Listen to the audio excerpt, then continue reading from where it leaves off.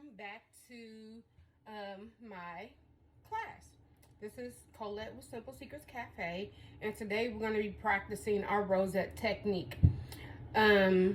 For your rosette, you're going to need a 2D tip, I'll turn it to the side so that you can have a better look at it. This one is the Sunny brand, and the Sunny brand, you can get those at Hobby Lobby for about $2, or you can get the Wilton brand, and they're both about the same price. Quality is the same, and so you can do either one. Also, sometimes I like to make rosettes with my 1M tip. I'll give you another look at it. I like to use the Wilton because they're not as open as this brand, which is the Sunny brand from Hobby Lobby.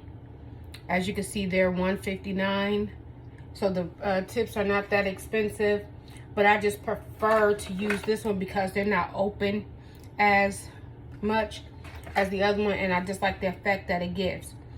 So when making rosettes, it is very important that you have the correct consistency for your buttercream or whichever type of icing that you are using.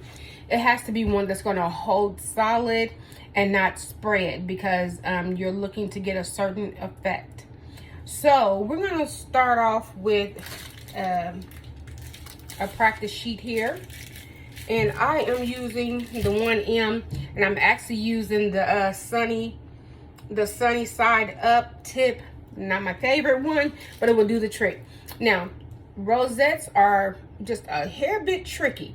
Let me tell you why. Because it depends on how you hold your bag, how far up in the air you hold it, how much pressure you put on it. It will determine the actual shape and the characteristic of the rosette. If you hold it up too high, it'll spread out further. If you squeeze it, it's going to give you ruffles. So it's going to be depending on what you like and how you want yours to look. I kind of start at 90-degree angle because that's just the way that I like to look at things. It's going to be your preference. You can have it straight up. There is absolutely no rhythm or rhyme to this. It's your comfortability. If I'm telling you to do it like this and you can't get a good firm grip on your bag, then that does not make good sense for you. Okay? So this is all about producing a beautiful rosette with using your skill set and using it the way that you want to. Decorating and baking is about character. It's about your characteristic. You can see somebody else's product out there, you can mimic it, but if you don't learn how to put your own pizzazz in it, put your own technique, your own flair, it'll look like a carbon copy. All right? But that's not what we do. So I'm going to start here.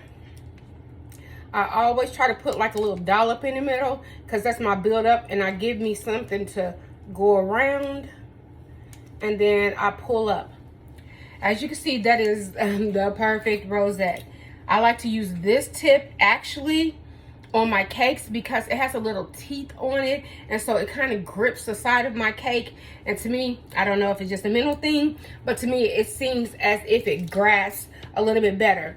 You see that I was close to my parchment paper, so I didn't get a big spread out on this rosette. I'm going to do another one right next to it, okay? I made sure I did a build up first. Okay, and then I started to just go around, and as you can see, the closer you are, the tighter it's gonna be. And as all you do is go around and pull back. Go around, put your build up in the middle, go around in one circle and pull back. And that is all that you do to a rosette. I'm gonna get up a little bit higher to show you how it's gonna flare out. I still have the build up in the middle. Now here I go. I'm up a little bit higher, and I'm applying more pressure, more pressure, more pressure, more pressure. Have a rosette, but I have a lot of ripples in it. So I'm going to lift it up just a little bit so that you can see exactly what I'm talking about as far as the difference in the pressure and the, you see that, how that has a ripple on it. You see this when I held it tight and I held it close, and I got the perfect rosette. What I'm going to do now is practice one on top of a cupcake. Please don't mind it. These are my practice cupcakes, so it has a little bit of icing on it, but it doesn't matter because they're just for practice. They're just for class sake. always get you a batch of, go buy you a box of cake mix, make you up some cupcakes and put them in the freezer till you're ready to use them. And they're good for practice. It's good to do it on parchment paper, but it's nothing like putting it on a real product. Some people like to use styrofoam because you can just rinse it off. I have a dollar product here, if you will, and I can just use it over and over and over. How many times until it holds up? And after that, I have 23 more because it makes 24. Okay, because I'm not making jumbo cupcakes. I'm just making enough so that I can actually do my class or do whatever practice that I need to do. So now, you see I'm at a 90-degree angle with my piping bag and my cupcake. The choice is yours. Some people pipe like this. I wear glasses. So, and I wear bifocals with the invisible line. So it gives me a better line for my glasses. It allows me to see what I'm doing. So I want to see where I'm going. Start on the side. Now I'm going to come up. I'm going to apply a little pressure. But I'm going to go slow. I'm going to stay close. And I'm going to bring it in. And there we do. We have the perfect rosette. I'm going to do another one, okay? All right. So,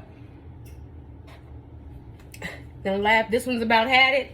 But hey, it's going to work for today. Anytime you want to, you can inbox me and ask me any questions, anything that you don't understand while you're doing it yourself.